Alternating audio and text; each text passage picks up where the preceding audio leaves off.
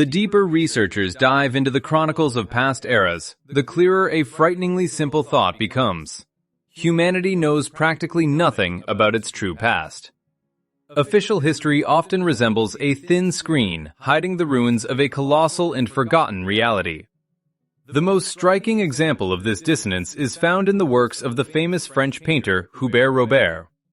This master, who traveled extensively across Europe, left behind a legacy that today sparks fierce debate. His canvases depicting majestic ruins amaze the viewer not just with artistic skill, but with a frightening, almost photographic precision that simply does not fit with accepted ideas about that time. Modern academic science tends to dismiss these subjects as the author's rich imagination. Art historians and historians unanimously insist that these landscapes are merely capriccios, architectural fantasies, a tribute to the fashion for antiquity and the romanticization of decay. We are asked to believe that the artist simply invented non-existent worlds to entertain a bored public.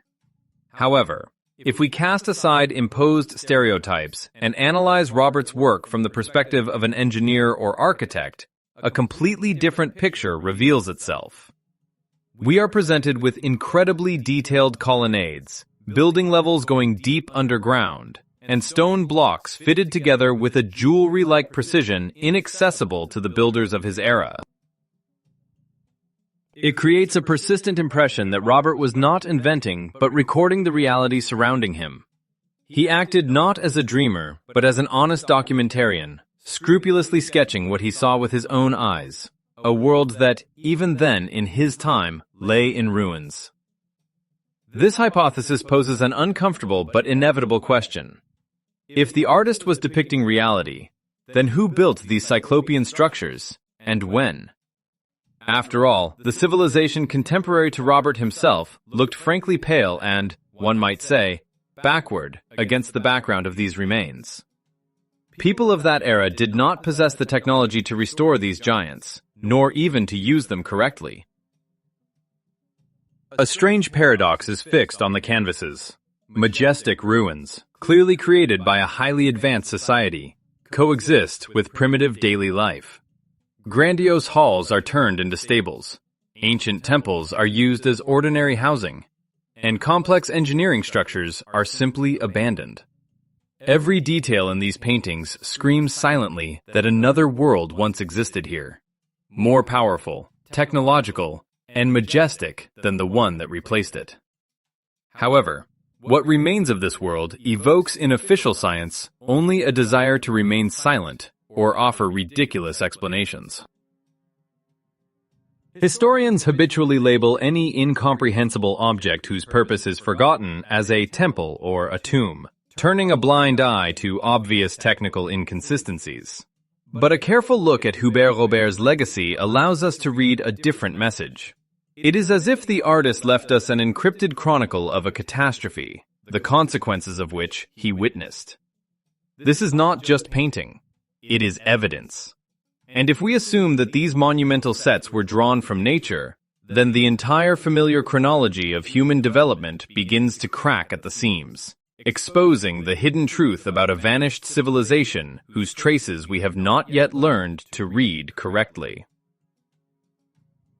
Immersing oneself in a detailed study of the architectural subjects captured by the master, it is impossible to shake off the obsessive sensation of disproportion that permeates every inch of the space. This feeling arises instantly when analyzing the interiors of ancient structures. For example, the famous Temple of Diana in Nîmes. The observer is presented not just with a building, but with a colossal structure featuring majestic columns and flawless masonry, the quality of which inspires awe. The space here is organized in such a way as if it were originally designed for beings of a different order, for giants whose steps shook the earth, and not for the fragile human figures we see against the backdrop of these stone giants.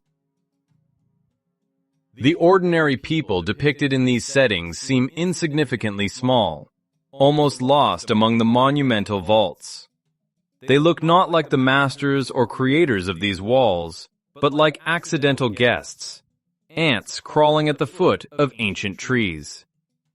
This visual contrast creates a powerful cognitive dissonance. Architectural details, such as perfectly fitted blocks, arches, and vaults, calculated to withstand colossal loads, testify to the highest level of engineering thought and construction technology. It is difficult to imagine that such structures could have been erected by methods available in the era when the painter's contemporaries wandered through these ruins. Moreover, the lower levels of many buildings are clearly submerged in the soil, indicating processes of burial, evidence of catastrophic events that occurred long before these views were transferred to canvas.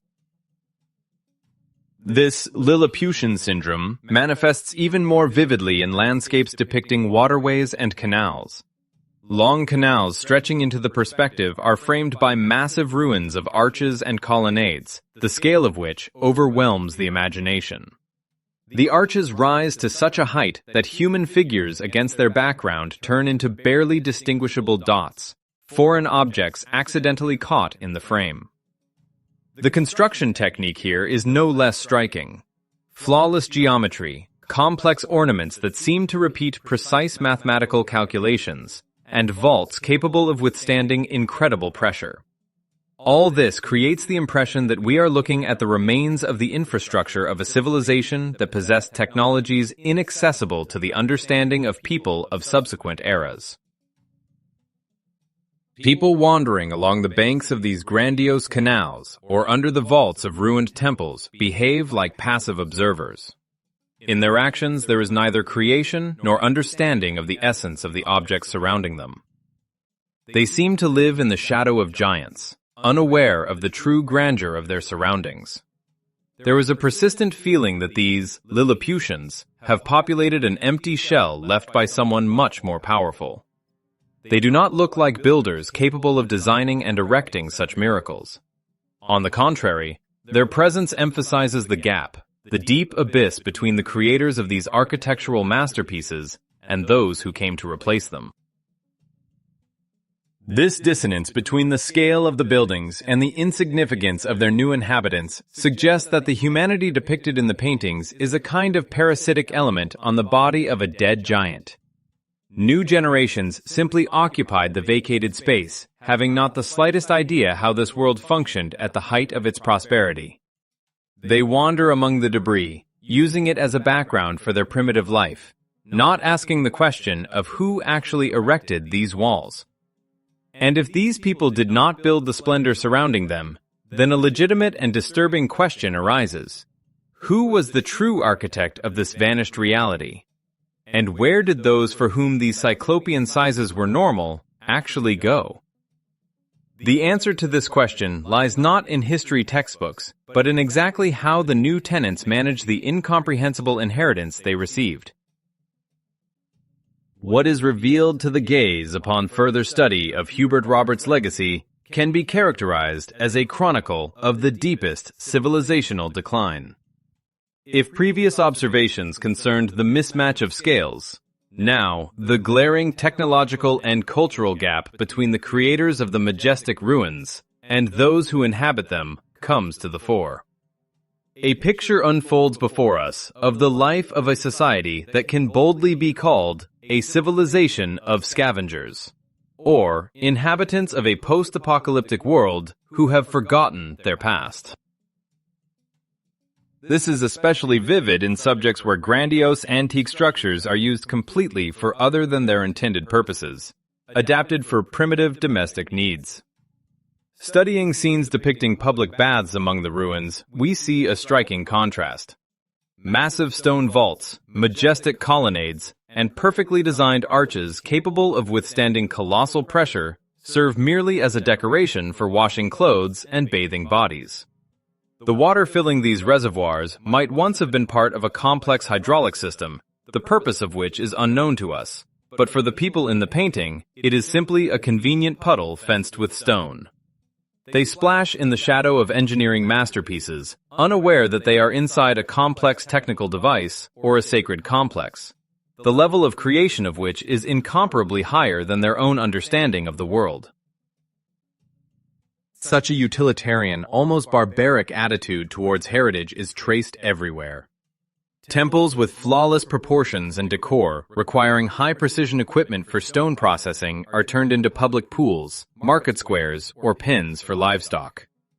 Consider, for example, structures resembling the famous square house, Maison Carrée, in Nîmes. This massive stone building with columns clearly had an important functional significance. However, on the canvases, we see people aimlessly wandering around, or those trying to adapt its walls for drying hay or organizing temporary shelter. Fragments of capitals and cornices lie around, which no one tries to restore or put in place. The locals simply possess neither the tools nor the knowledge to lift these multi-ton blocks, let alone carve new ones. New generations use these spaces only as a ready-made background for survival. They build nothing of equal value, but merely parasitize on the remains of former greatness. Their own buildings are flimsy wooden shacks and sheds that look like pathetic growths on the body of stone giants. This clearly demonstrates the total loss of construction technologies. The secrets of polygonal masonry, precise sawing of hard rocks, and the erection of seismic-resistant structures were irretrievably lost. Society has rolled back to primitive manual labor and is now forced to inhabit the skeleton of a deceased, highly advanced civilization, like savages who have settled in an abandoned skyscraper. The original functions of these buildings have been erased from the memory of generations.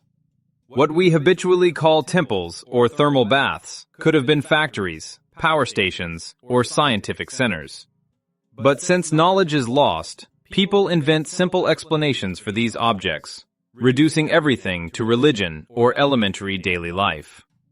It is difficult to shake the thought that we are looking at the documented consequences of a global catastrophe. This is not the natural evolution of architecture, but survival in the ruins. Such a picture of the world evokes a disturbing sense of the irreversibility of loss. We see a society struck by collective amnesia. They walk on slabs under which great secrets are hidden, but they are interested only in how to take shelter from the rain under a surviving vault. This break in continuity suggests that the civilization that built these wonders did not just fade away smoothly, passing the baton to descendants. It disappeared suddenly, leaving behind only stone and feral heirs incapable of even reading the message encrypted in the architecture. But what force could wipe a culture possessing such powerful potential off the face of the earth, turning its achievements into mysterious decorations for the life of simple laymen? The answer to this question may hide not in what remains standing, but in exactly how these structures were destroyed. A careful analysis of Hubert Robert's canvases inevitably leads to the next, even more frightening discovery, which concerns not just the preservation of buildings, but the very landscape in which they are inscribed. If we discard the usual version that ruins are the result of centuries of natural decay, a picture of the consequences of a massive geological cataclysm appears before our eyes. The buildings in these paintings are not just destroyed by time, they are literally buried alive. Huge masses of soil, clay, and earth hide the lower floors, changing the familiar geometry of space and forcing us to think about the nature of the catastrophe that covered this ancient world. Looking at the image of the ruins of a classical Doric temple, one can notice a strange pattern. Majestic columns, whose proportions speak of a striving for ideal harmony, do not stand on a solid foundation, but seem to be drowning in deposits of earth. Part of the colonnade has collapsed, and the chaotic scattering of giant stone segments testifies to an instantaneous and powerful impact. This does not look like the slow death of architecture under wind and rain. The picture resembles the consequences of a massive shockwave or earthquake, followed by a flow of mud that filled the space between the debris. Vegetation is already breaking through the thickness of this new soil, which has hidden foundations and, possibly, entire underground levels, forever sealing the secrets kept below. Even more disturbing questions are raised by the image of the Colosseum. On Robert's canvases, this symbol of Rome appears not as a solemn arena of antiquity, but as a giant, semi-abandoned, technogenic object that has survived a global flood or mudflow. The lower tiers of arches, which logically should serve as entrances at ground level, are half or even more hidden under a thick layer of soil. Official historiography loves to explain such phenomena by the accumulation of the so-called cultural layer. We are told that over 1,500 years, garbage and dust raised the ground level by several meters. However, any engineer or geologist will confirm the absurdity of such a statement regarding the scales recorded by the artist. To bury the first floor of such a grandiose structure as the Colosseum requires not dust from the sandals of citizens, but millions of cubic meters of dense rock. Such burial does not happen by itself. This is a characteristic sign of liquid soil, a mudflow, tsunami, or soil liquefaction caused by a planetary catastrophe. The building looks as if it stood in the path of a colossal mudflow, which, having receded, left behind meters of sedimentary rocks, turning the first floors into basements. Arches that once admitted thousands of spectators have now turned into burrows one can barely squeeze into.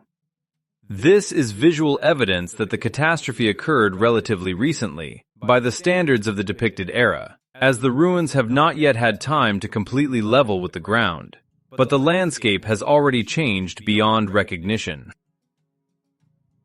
The nature of the destruction and the soil level in Robert's paintings speak of one thing. The history we are taught misses a key event. An event that did not just destroy an empire, but literally reshaped the surface of the earth, burying the achievements of high culture under a layer of clay and silt. We see the tips of icebergs, the upper tiers of buildings, while the main part of the infrastructure lies deep beneath the feet of the careless inhabitants of the New World. And if even such a giant as the Colosseum looks like merely the tip of a more complex structure sticking out of the ground, this forces us to completely reconsider the purpose of these objects. After all, if the greater part of the building is hidden, how can we judge its true function?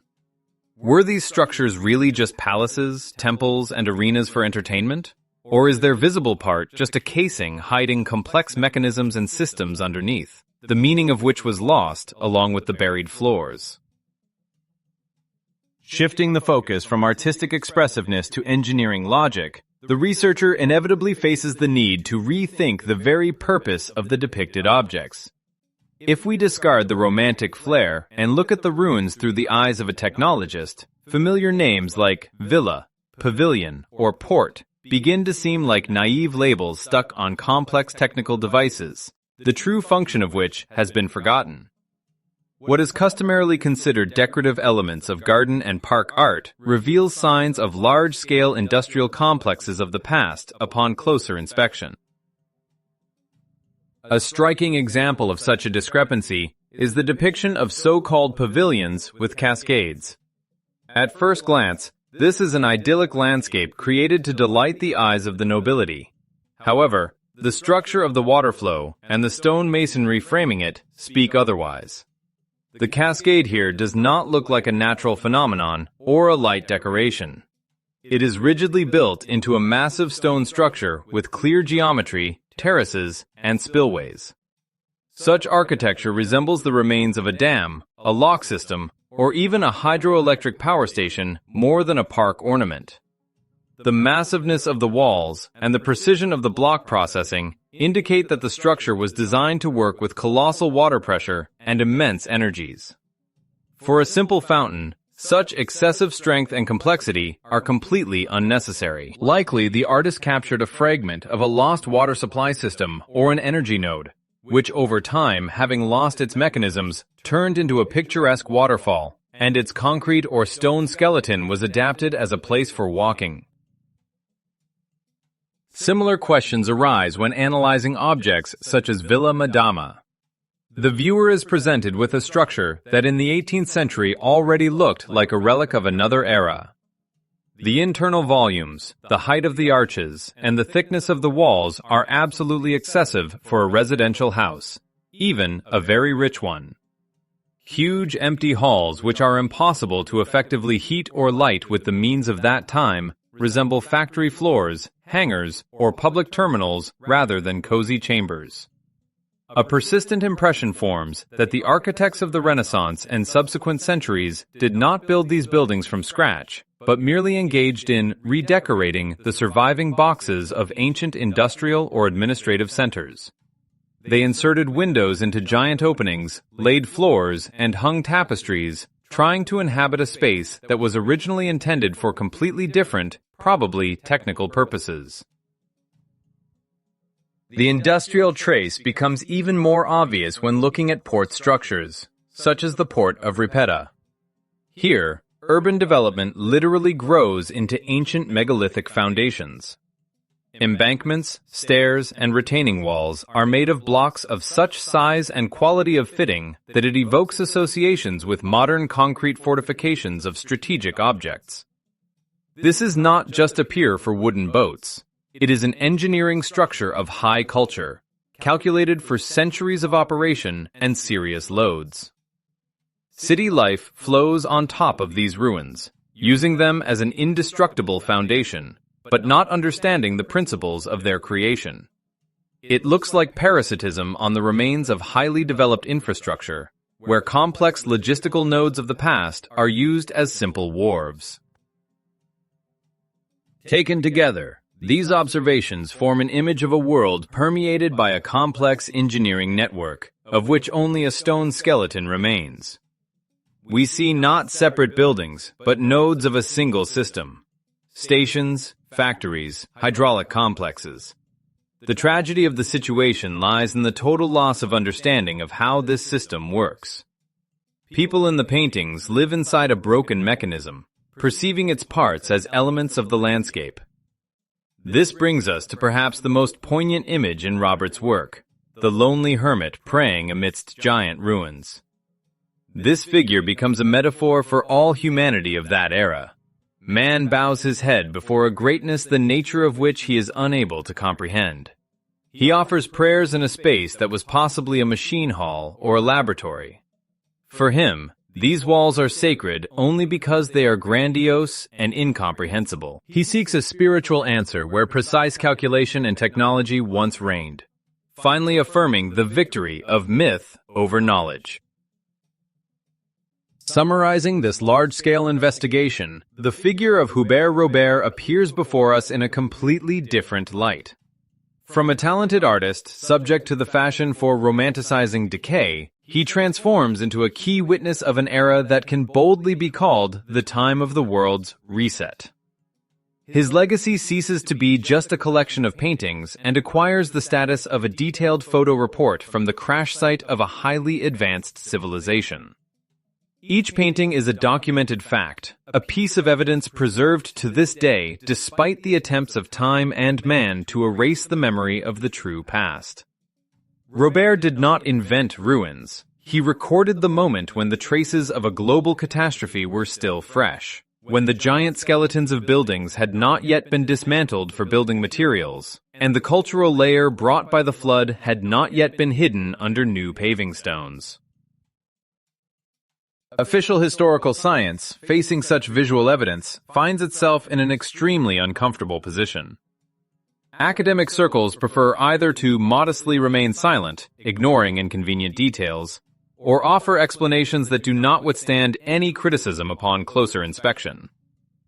We are asked to believe that cyclopean structures, requiring complex logistics, mathematical modeling, and machine processing of stone for their erection, were built with primitive tools for religious or burial purposes. The universal answer, "It is a temple," or "It is a tomb," has become a convenient screen behind which hides a lack of understanding of the true purpose of these technogenic objects. But the longer we look into these temples, the clearer we see workshops, stations, and engineering nodes, the meaning of which was lost along with their creators. The eyes cannot be deceived, even if textbooks insist otherwise. A panorama of a world unfolds before us that was not just different, but grander, more complex, and more technological than ours. We are used to thinking of progress as a linear process leading from the primitive to the complex, But the ruins in Robert's paintings scream the opposite, of involution, of the loss of knowledge and the degradation of technologies. We see a society that did not develop, but survived on the rubble of titans, adapting their heritage to its modest needs. This realization evokes a dizzying sense of loss, but at the same time, incredible curiosity. After all, if these buildings existed, it means the history of humanity was completely different, filled with events and achievements that we forgot to be told about. These canvases serve as a reminder of the fragility of civilization. What seems unshakable today may tomorrow become a mysterious ruin for descendants who will guess at the purpose of our cities.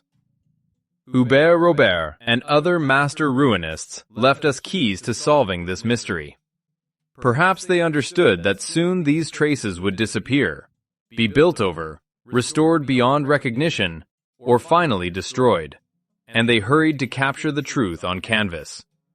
Their works are a message in a bottle thrown through the centuries, in the hope that one day there will be those who can read it correctly, casting aside imposed dogmas. Today we stand before a choice.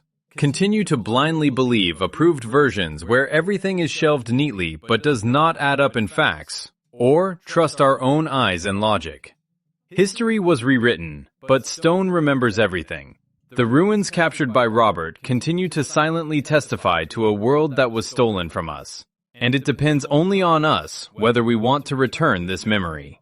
If you are ready to ask inconvenient questions, look for alternative answers, and look at familiar things from a new angle, this path is just beginning. Subscribe to the channel, study archival materials, and share your thoughts. Do you believe the textbooks or what you see with your own eyes? The truth is somewhere nearby, among buried columns and ruined arches, and the time has come to find it.